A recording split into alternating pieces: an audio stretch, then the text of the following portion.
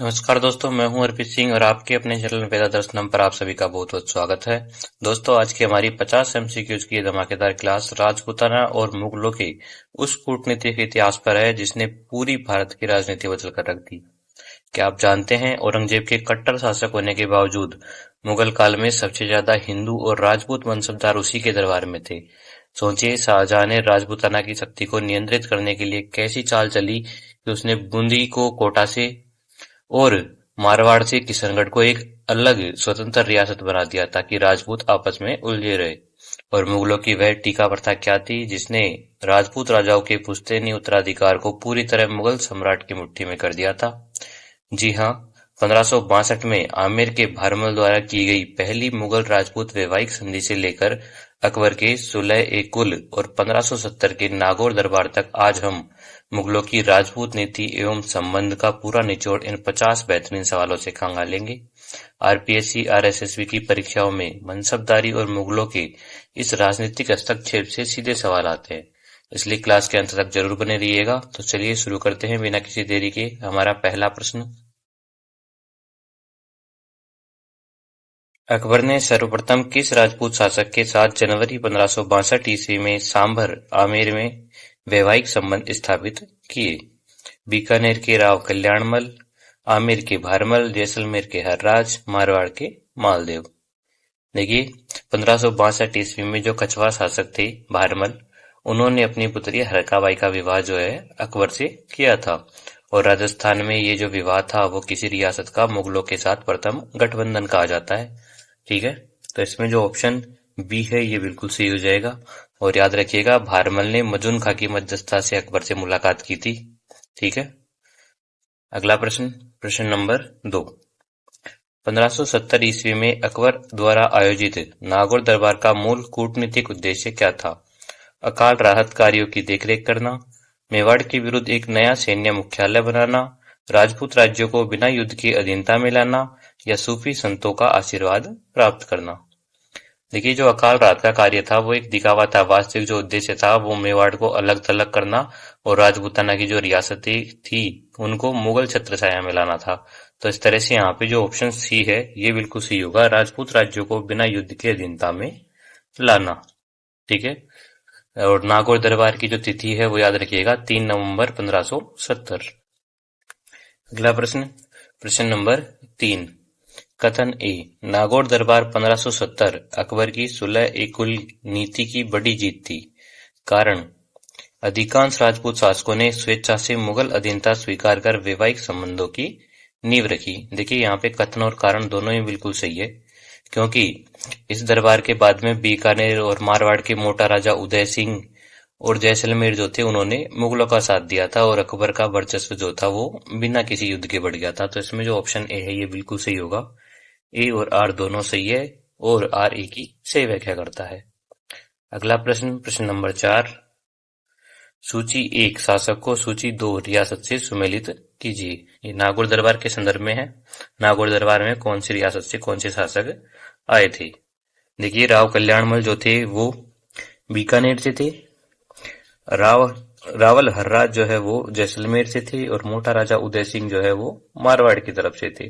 तो इस तरह से यहाँ पे सी ए बी जो ऑप्शन डी में है, ऑप्शन डी जो है वो बिल्कुल यहाँ पर सही हो जाएगा। ठीक है, याद रखिएगा, राव कल्याणमल जो थे वो बीकानेर से, हर्राज जैसलमेर से, उदय सिंह मारवाड़ से 1570 के दौरान इन्होंने अकबर की अधीनता स्वीकार की थी।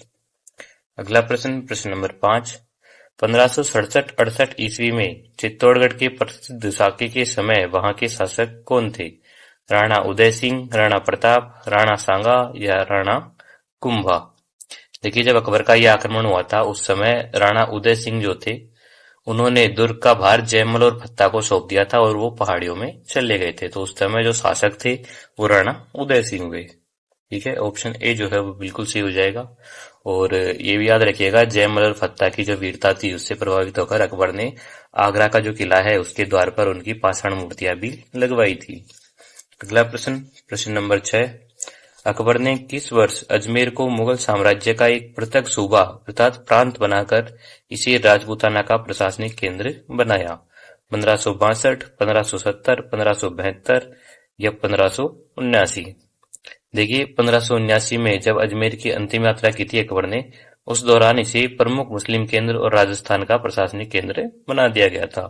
तो इसमें जो ऑप्शन डी है ये बिल्कुल सही हो जाएगा। उसके अलावा ये भी ध्यान रखिएगा 1570 से 74 के बीच में यहाँ पर जो किले हैं उनकी मरम्मत करवाई गई थी। अगला प्रश्न, प्रश्न नंबर 7। कथन ए, अकबर ने राजपूतों को आंतरिक मामलों में स्वतंत्रता प्रदान की।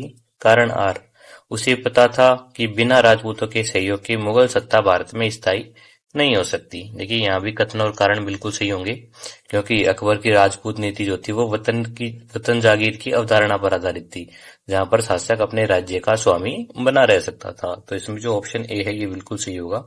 ए और आर दोनों सही है और आर ए की सही व्याख्या करता है। अगला प्रश्न, प्रश्न नंबर 8। सूची 1 रियासत को सूची 2 अधीनता के वर्ष से सुमेलित कीजिए। देखिए कौन सी रियासत ने कब अधीनता स्वीकार की थी अकबर की, इसके बारे में। तो आमेर जो है इसने 1562 में अधीनता स्वीकार की थी। रणथंभौर जो है, रणथंभौर के जो सुरजनाडा थे उन्होंने 1569 में, और बीकानेर जो थे, बीकानेर से कल्याणमल, उन्होंने 1570 में जो मुगल सत्ता है वो स्वीकार की थी। इस तरह से यहाँ पे जो A B C option D में है, ऑप्शन डी जो है वो बिल्कुल सही हो जाएगा। अगला प्रश्न, प्रश्न नंबर 9। अकबर की राजपूत नीति के बारे में इतिहासकार आर.पी. त्रिपाठी का मुख्य तर्क क्या है?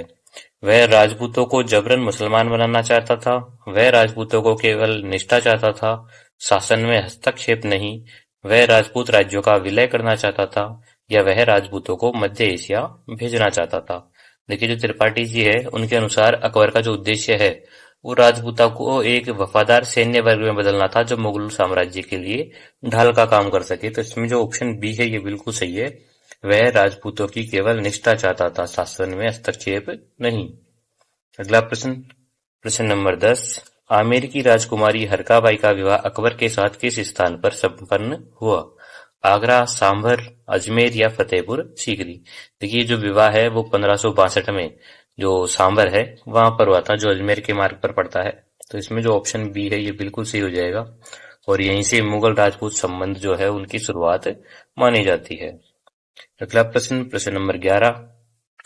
अकबर के काल में किस राजपूत शासक को फर्जंद पुत्र की उपाधि और 7,000 का सर्वोच्च मनसब प्रदान किया था?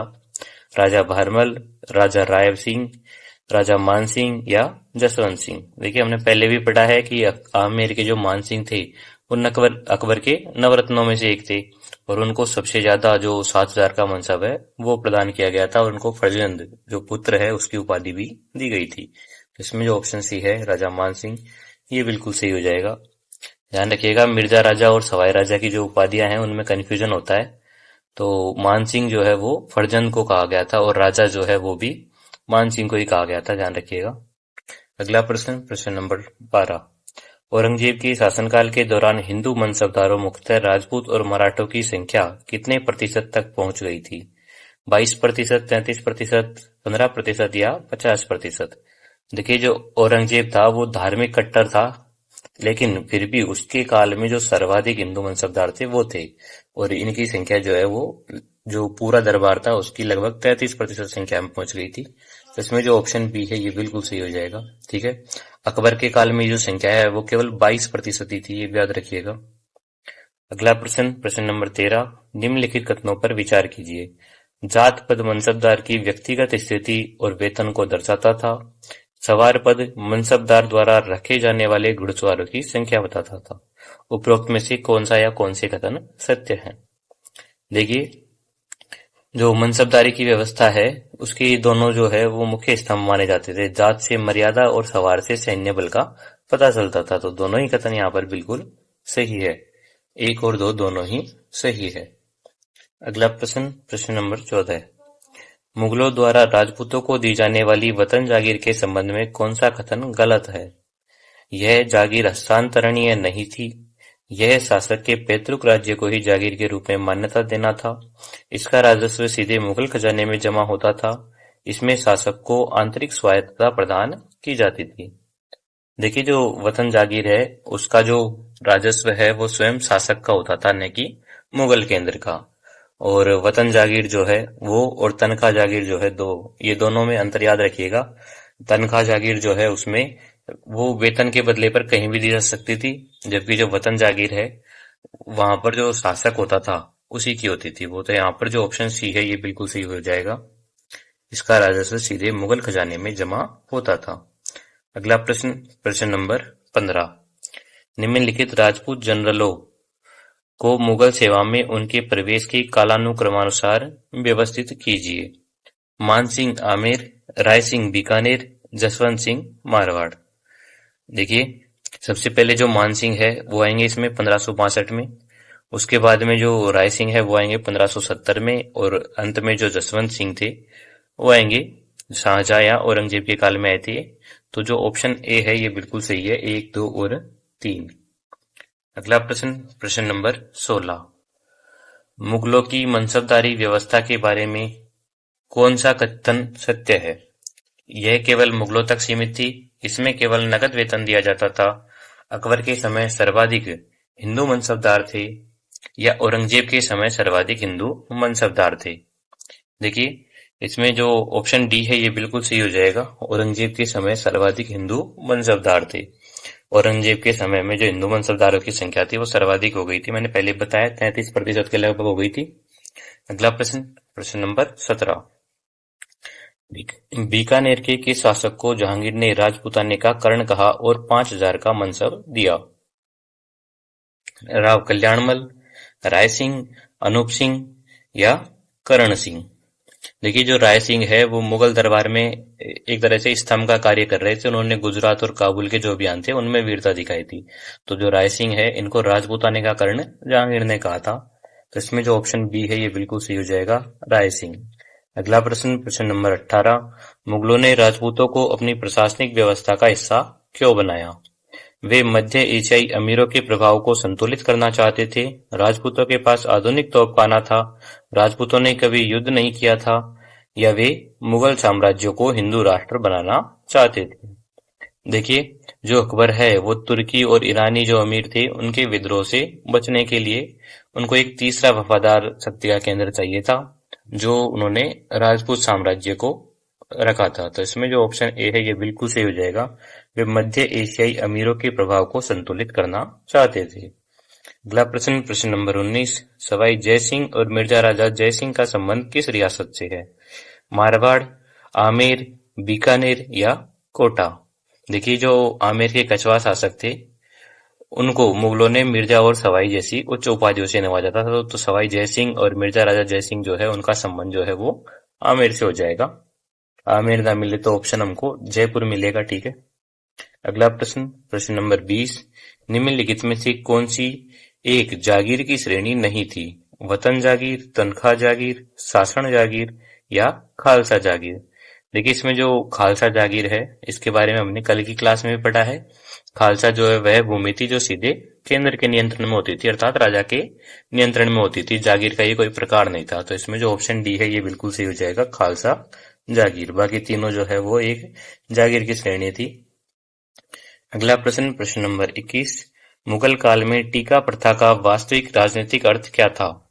एक धार्मिक तिलक लगाना, नए शासक को मुगल सम्राट द्वारा औपचारिक मान्यता देना, या विवाह के लिए निमंत्रण भेजना अथवा युद्ध की घोषणा करना। देखिए, जब भी कोई नया राजपूत शासक गद्दी पर बैठता था तो मुगल सम्राट जो थे वो उनको टीका भेजकर मान्यता देता था। उसके बिना उसको कोई वैध शासक नहीं मानता था। तो इसमें जो ऑप्शन बी है ये बिल्कुल सही हो जाएगा, नए शासक को मुगल सम्राट द्वारा औपचारिक मान्यता देना। अगला प्रश्न, प्रश्न नंबर 22। जहांगीर ने आमेर के मानसिंह की मृत्यु के बाद उनके वास्तविक उत्तराधिकारी महासिंह के स्थान पर किसे शासक नियुक्त किया? सवाई जयसिंह, भाव सिंह, जगत सिंह या मिर्जा राजा जयसिंह। देखिए, जो जहांगीर है उसने कछवा जो शासक थे उनकी शक्ति को नियंत्रित करने के लिए जो ज्येष्ठाधिकार का नियम था, अर्थात बड़ा पुत्र ही जो है राजा बनेगा, उस नियम को तोड़ करके जो छोटे पुत्र थे भाव सिंह उनको टीका भेजा था और उनको वहां का शासक बनाया था। तो इसमें जो ऑप्शन बी है भाव सिंह ये बिल्कुल सही हो जाएगा। अगला प्रश्न, प्रश्न नंबर 23।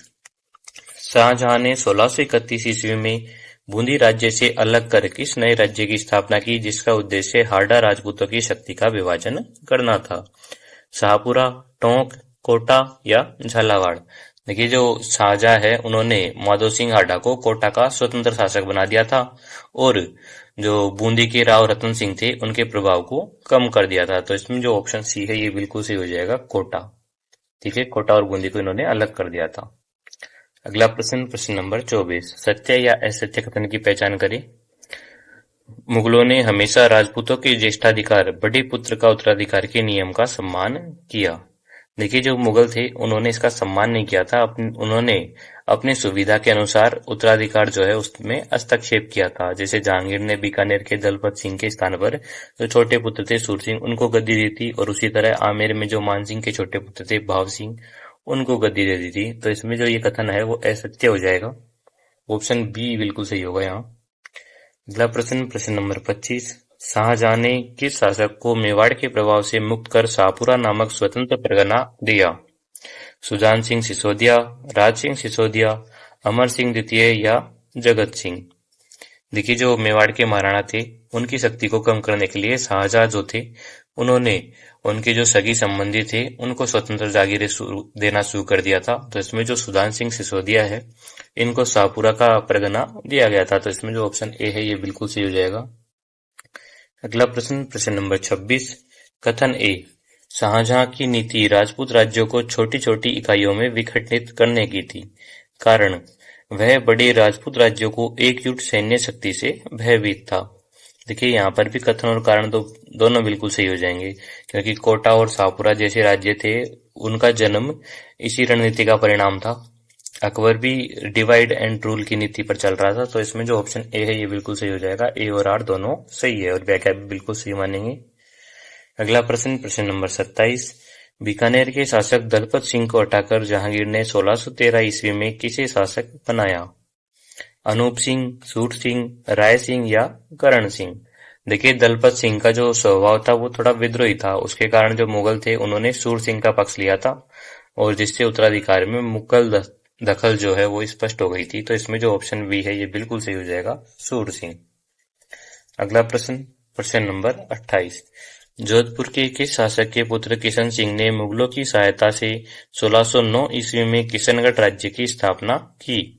मालदेव, जसवंत सिंह, मोटा राजा उदय सिंह या गज सिंह। देखिए जो उदय सिंह के पुत्र थे किशन सिंह उन्होंने अलग होकर के किशनगढ़ की स्थापना की थी और जिसको मुगलों ने भी मान्यता दे दी थी। तो इसमें जो ऑप्शन सी है ये बिल्कुल सही हो जाएगा, मोटा राजा उदय सिंह।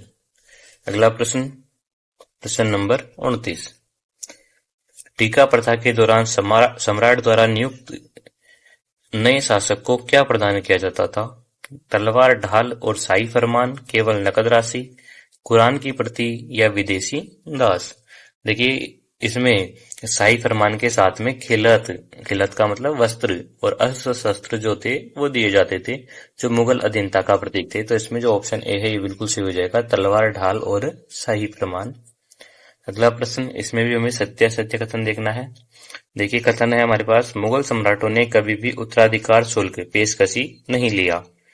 देखिए जो नए शासक थे उसको गद्दी पे बैठने के बाद मुगल जो थे उनको भारी पेशकशी देनी पड़ती थी जो बाद में हुक्मनामा कहलाने लगी। तो इसमें जो ये कथन है ये बिल्कुल गलत हो जाएगा, तो ये असत्य होगा, ऑप्शन बी। अगला प्रश्न, प्रश्न नंबर 31, महाराजा जसवंत सिंह की मृत्यु के पश्चात औरंगजेब ने उनके पुत्र अजीत सिंह के स्थान पर किसे 36 लाख रुपए के बदले जोधपुर का शासक बनाया। दुर्गादास राठौड़, अमर सिंह राठौड़, इंद्र सिंह या राय सिंह। देखिए जो औरंगजेब है उसने उत्तराधिकार विवाद का लाभ उठा करके जो नागौर के इंद्र सिंह थे उनको जोधपुर का टीका भेजा था जिससे मारवाड़ में विद्रोह हो गया था। तो इसमें जो ऑप्शन सी है ये बिल्कुल सही हो जाएगा, इंद्र सिंह। ध्यान रखिएगा इंद्र सिंह का संबंध नागौर से था। अगला प्रश्न, प्रश्न नंबर 32, जसवंत सिंह की मृत्यु पर औरंगजेब ने कौन सा प्रसिद्ध वाक्य कहा था। आज धर्म का रक्षक सो गया, आज कुफ्र का दरवाजा टूट गया, या मारवाड़ अब मुगलों की जागीर है, अथवा राजपूतों का सूरज डूब गया। देखिए इसमें जो ऑप्शन बी है, आज कुफ्र का दरवाजा टूट गया, कुफ्र का मतलब धर्म का विरोध, ये कथन इन्होंने कहा था। ये जो कथन है वो औरंगजेब और कट्टरपंथी कट्टरता का प्रतीक है जो जसवंत सिंह जैसे शक्तिशाली हिंदू शासक के प्रति उनकी जो नफरत थी, घृणा थी, उसको दर्शाता है। तो इसमें अगला प्रश्न देखते हैं, प्रश्न नंबर 33। मारवाड़ के 30 वर्षीय युद्ध का मुख्य सूत्रधार कौन था, जिसे राठौड़ों का यूलिसेस भी कहा जाता है? जसवंत सिंह, अजित सिंह, दुर्गादास राठौड़ या राज सिंह? देखिए, जो दुर्गादास राठौड़ है, इन्होंने अजित सिंह की रक्षा की थी और औरंगजेब के विरुद्ध मारवाड़ की आजादी की जो मसाल थी वो जलाए रखी थी। तो इसमें जो ऑप्शन सी है दुर्गादास राठौड़, ये बिल्कुल सही होगा। अगला प्रश्न, प्रश्न नंबर 34। औरंगजेब के समय बीकानेर के किस शासक ने मुगलों की दक्षिण नीति में महत्वपूर्ण भूमिका निभाई और माही मरातीब की उपाधि प्राप्त की? अनूप सिंह, करण सिंह, राय सिंह या गंगा सिंह? देखिए, जो अनूप सिंह है वो एक विद्वान शासक थे जिन्होंने औरंगजेब के अभियानों में सहयोग दिया था और बीकानेर में पुस्तकालय की स्थापना भी की थी। तो इसमें जो ऑप्शन ए है अनूप सिंह, ये बिल्कुल सही हो जाएगा। ये माही मरातीब है, ठीक है, ध्यान रखिएगा। अगला प्रश्न, प्रश्न नंबर 35। औरंगजेब द्वारा राजपूतों को निरंतर दक्षिण के युद्धों में भेजने का छिपा हुआ उद्देश्य क्या था? उन्हें समृद्ध बनाना, उन्हें उत्तर भारत की राजनीति से दूर रखना और उनकी सैन्य शक्ति को क्षीण करना, उन्हें मराठों का राजा बनाना या उन्हें नए धर्म में दीक्षित करना? देखिए, जो औरंगजेब है उसकी दक्कन नीति जो थी, उसने राजपूतों के जन और धन दोनों की भारी हानि की थी, जिससे मुगल आधार जो था वो कमजोर हो गया था। तो इसमें जो ऑप्शन बी है ये बिल्कुल सही है। उन्हें उत्तर भारत की राजनीति से दूर रखना और उनकी सैन्य शक्ति को क्षीण करना। अगला प्रश्न, प्रश्न नंबर 36। मारवाड़ मुगल संघर्ष का औपचारिक अंत 1707 ईस्वी में किस घटना के बाद हुआ? पुरंदर की संधि, औरंगजेब की मृत्यु, दुर्गादास की मृत्यु या जजिया कर की समाप्ति? देखिए, जब औरंगजेब की मृत्यु हो गई थी उसके बाद में जो मुगल सत्ता है वो कमजोर हो गई और अजीत सिंह जो थे उन्हें जोधपुर पर पुनः अधिकार कर लिया था। तो इसमें जो ऑप्शन बी है ये बिल्कुल सही होगा, औरंगजेब की मृत्यु। अगला प्रश्न, प्रश्न नंबर 37। औरंगजेब ने किस राजपूत शासक से अप्रसन्न होकर बीकानेर के राव करण सिंह को हटाकर उनके पुत्र अनूप सिंह को शासक बनाने का प्रयास किया था? देखिए, जसवंत सिंह, करण सिंह, अमर सिंह या राय सिंह? देखिए, जो करण सिंह थे उनके विद्रोही रवैये के कारण औरंगजेब जो था उसने उनको दंडित करने के लिए उन्हें हटाकर उनके जो पुत्र थे अनूप सिंह उनको शासक बनाया था। तो इसमें जो ऑप्शन बी है करण सिंह, ये बिल्कुल सही हो जाएगा। अगला प्रश्न, प्रश्न नंबर 38। मेवाड़ के महाराणा राज सिंह और औरंगजेब के बीच वैमनस्य का मुख्य कारण क्या था? चारुमती विवाह प्रकरण, मारवाड़ के अजीत सिंह को शरण देना, जजिया कर का विरोध या उपरोक्त सभी? देखिए, यहाँ पर जो उपरोक्त सभी है ये बिल्कुल सही होगा, क्योंकि राज सिंह जो थे उन्होंने औरंगजेब की हिंदू विरोधी नीतियों का डटकर मुकाबला किया था और मेवाड़ मारवाड़ गठबंधन जो था उसका निर्माण भी उन्होंने ही किया था। इसमें जो ऑप्शन डी है ये बिल्कुल सही होगा। अगला प्रश्न, प्रश्न नंबर 39। कोटा के महाराव किशोर सिंह को औरंगजेब के उत्तराधिकारी के समय कौन सी उपाधि दी गई थी जिससे मुगल सर्वोच्चता सिद्ध होती है? मिर्जा, राव, सवाई या महाराजा? देखिए, जो मुगल थे उन्होंने कोटा के शासकों को राव की उपाधि दी थी। तो इसमें जो ऑप्शन बी है ये बिल्कुल सही हो जाएगा। ये उपाधि देकर उन्हें बूंदी के समकक्ष बनाया था उन्होंने। अगला प्रश्न, प्रश्न नंबर 40। औरंगजेब की राजपूत नीति की सबसे बड़ी विफलता क्या मानी जाती है? मुगलों का आर्थिक विस्तार रुकना, एक वफादार सैन्य आधार का शत्रु में बदल जाना, दक्षिण विजय न हो पाना या कला और संस्कृति का पतन? देखिए, जो मुगलों का अस्तित्व था वो राजपूत तलवारों पर टिका हुआ था और औरंगजेब जो था उसने उन्हीं तलवारों को अपने विरुद्ध कर लिया था। तो इसमें जो ऑप्शन बी है ये बिल्कुल सही होगा, एक वफादार सैन्य आधार का शत्रु में बदल जाना। अगला प्रश्न, प्रश्न नंबर 41। मारवाड़ में रेख शब्द से क्या तात्पर्य था? राजा द्वारा सामंतों पर लगाया गया जुल्म, पट्टे में अंकित जागीर की अनुमानित आय, युद्ध में शहीद हुए सैनिकों की सूची या सोने के सिक्कों का एक प्रकार? देखिए, जो रेख है उसमें दो प्रकार की रेख होती थी। एक होती थी पट्टा रेख जो अनुमानित आय थी और एक रेख होती थी भर्तु रेख जो वास्तविक राशि थी जो सामंत राजकोष में जमा करता था। तो इसमें जो ऑप्शन बी है ये बिल्कुल सही हो जाएगा, पट्टे में अंकित जागीर की अनुमानित आय। अगला प्रश्न, प्रश्न नंबर 42। तलवार बंधाई या हुक्मनामा कर किस अवसर पर लिया जाता था? पुत्री के विवाह पर, युद्ध पर जाने से पूर्व, नए सामंत के उत्तराधिकार के समय या फसल की कटाई पर। देखिए ये जो शुल्क था वो एक प्रकार का उत्तराधिकार शुल्क था। मेवाड़ में इसको नजराना या फिर कैद खालसा भी कहा जाता था। तो इसमें जो ऑप्शन सी है ये बिल्कुल सही होगा, नए सामंत के उत्तराधिकार के समय। अगला प्रश्न, प्रश्न नंबर 43। सूची 1 को सूची 2 से सुमेलित कीजिए। देखिए जो जागीर के प्रकार है उनको मिलाना है हमें। तनख्वाह जागीर जो है वो सैन्य सेवा के बदले नगद वेतन के स्थान पर दी गई भूमि को कहते थे। भूम जागीर जो है वो सीमा सुरक्षा और वीरता के बदले दी गई स्थायी भूमि थी। और सांसण जो है वो विद्वान ब्राह्मणों को दी गई कर मुक्त भूमि होती थी। तो इसमें जो ऑप्शन बी है ये बिल्कुल सही हो जाएगा, बी सी ए। अगला प्रश्न, प्रश्न नंबर 44। मारवाड़ के दरबार में सामंतों के बैठने की श्रेणियों के संबंध में डावी मिसल और जीवनी मिसल का अर्थ क्या है? राजा के आगे और पीछे बैठना, राजा के दाईं और बाईं ओर बैठने की कतारें, जागीरदारों की जातिगत श्रेणियां या राजस्व संग्रह के दो अलग तरीके। देखिए एक सम्मान था, दो ताजिम व्यवस्था के तहत श्रेणियों में विभाजित किया गया था। और इसमें दाईं जिसको जीवनी कहा जाता है और बाईं जिसको डावी कहा जाता है, ये बैठने की जो कतारें हैं वो थी। तो इसमें जो ऑप्शन बी है ये बिल्कुल सही हो जाएगा, राजा के दाईं और बाईं ओर बैठने की कतारें। अगला प्रश्न, प्रश्न नंबर 45। मारवाड़ में चाकरी शब्द का क्या अर्थ है? राजा के घर में नौकर की तरह काम करना, सामंत द्वारा राज्य को दी जाने वाली अनिवार्य सैन्य सेवा, अनाज की सफाई का एक शुल्क या मुगलों को दिया जाने वाला कर।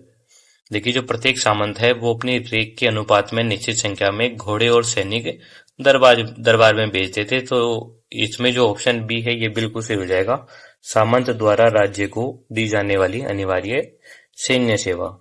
अगला प्रश्न, प्रश्न नंबर 46। सूची 1 को सूची 2 से सुमेलित कीजिए। ये प्रशासनिक शब्दावली है। देखिए जो पट्टा रेख है वो अनुमानित वार्षिक राजस्व होता था, भर्तु रेख जो है वो वास्तविक जमा राजस्व होता था, और पेशकशी जो है वो उत्तराधिकार के बदले नजराना दिया जाता था। तो इस तरह से यहाँ पे ऑप्शन बी ए सी जो है ऑप्शन ए में बिल्कुल सही हो जाएगा, ऑप्शन ए। ठीक है, पट्टा रेख जो है वो कागज पर अंकित आती थी, जबकि भर्तु रेख जो है वो खजाने में पहुंचने वाली वास्तविक धनराशि होती थी। याद रखिएगा इसको। अगला प्रश्न, प्रश्न नंबर 47। ताजिम प्रथा का संबंध किससे है? किसानों द्वारा राजा को दिया गया उपहार, राजा द्वारा सामंतों के सम्मान में खड़ा होना और स्वागत करना, मुगलों द्वारा लिया जाने वाला धार्मिक कर, या युद्ध की विशेष कला। देखिए जो ताजिम है वो दो प्रकार की होती थी, एक बड़ी होती थी और एक दो बड़ी होती थी। तो इसमें जो ऑप्शन बी है, राजा द्वारा सामंतों के सम्मान में खड़ा होना और स्वागत करना, ये बिल्कुल सही होगा यहाँ पर। क्योंकि जो एक बड़ी होती थी उसमें एक बार खड़ा होना, और दो बड़ी होती थी उसमें दो बार खड़ा होना, एक बार आगमन के समय और एक बार प्रस्थान के समय। और ये जो है वो सामंतों के गौरव का प्रतीक था। तो इसमें जो ऑप्शन बी है ये बिल्कुल सही होगा। अगला प्रश्न, प्रश्न नंबर 48। चमरी कर और न्योत जैसे अतिरिक्त कर राजपूत रियासतों में किस पर बोझ डालते थे? केवल व्यापारियों पर, मुगल सम्राट पर, आम जनता और किसानों पर, या विदेशी यात्रियों पर। देखिए जो सामंत है वो अपनी आर्थिक जरूरतों के लिए जनता पर लाग बाग थोपते थे, जो अतिरिक्त कर होते थे वो थोपते थे, जिसके चलते आगे चलकर किसानों ने आंदोलन भी किया था। तो इसमें जो ऑप्शन सी है ये बिल्कुल सही हो जाएगा, आम जनता और किसानों पर। अगला प्रश्न, प्रश्न नंबर 49। सूची 1 रियासत को सूची 2 सामंतों की श्रेणी से सुमेलित कीजिए। देखिए सूची 1 में है मेवाड़। जो मेवाड़ है यहाँ पर जो उमराव थे वो होते थे, मेवाड़ में 16 उमराव होते थे। ठीक है, याद रखिएगा। और मारवाड़ जो है वहां पर राजवी, सरदार या मुत्सद्दी जो है वो होते थे।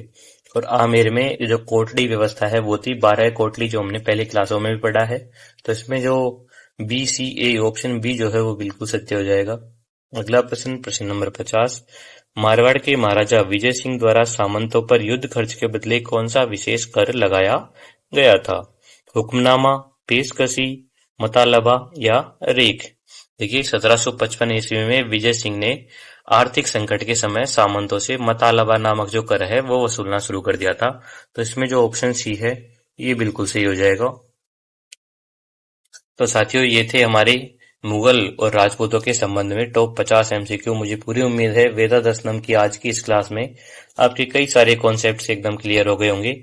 लेकिन राजा जो है उसका काम तो सिर्फ गद्दी पर बैठना था, असली सत्ता जो है वो उनके सामंत और जागीरदारों के हाथ में होती थी, जो अपनी तलवारों के दम पर राज्य चलाते थे। क्या आपको पता है राज दरबार में राजा के सामने उपस्थित होने पर सामंतों को जो विशेष सम्मान दिया जाता था उसे ताजिम या कुरब क्यों कहा जाता था? मेवाड़ के उमराव, मारवाड़ के राजबी और सिरायत जो है उन सामंतों में क्या फर्क था? और रेख, हुक्मनामा, पेशकशी या तलवार बंदाई जैसे वो भारी कर कौन से थे जो जागीरदार के गद्दी पर बैठते ही राजा द्वारा वसूल किए जाते थे? ये सारे राजशाही और दरबारी शब्द जो है उनको हम हमारी अगली क्लास में समझेंगे, जिसका नाम होगा राजपूतों की सामंत व्यवस्था एवं जागीरदारी प्रथा। तो क्या आप उस धमाकेदार क्लास के लिए तैयार है? मुझे कमेंट्स में जरूर बताइएगा। और अगर आज का वीडियो अच्छा लगा हो तो लाइक करें, अपने दोस्तों के साथ शेयर करें और अपने चैनल वेदादसनम को सब्सक्राइब करना बिल्कुल न भूलें। मिलते हैं नेक्स्ट क्लास में राजपुताने के सामंती रहस्यों के साथ। तब तक के लिए जय हिंद, धन्यवाद।